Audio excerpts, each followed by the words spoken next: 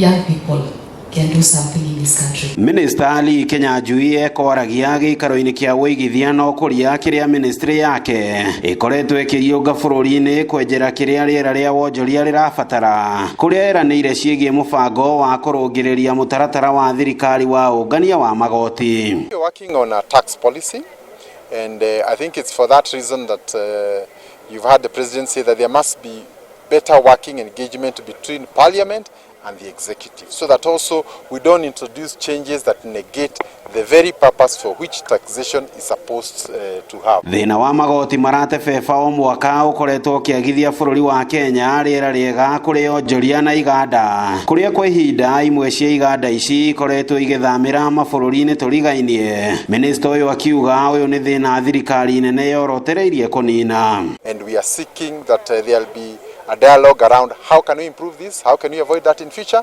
so that when you talk to investors we can tell them for the next 5 years this is what to expect. And I think these are issues that are very important in creating a stable business environment. Nitwahoya about ohoro wa market the hospitality industry Nakuru at large. Twauga nitukwenda kumi market nginya thĩ cia nja.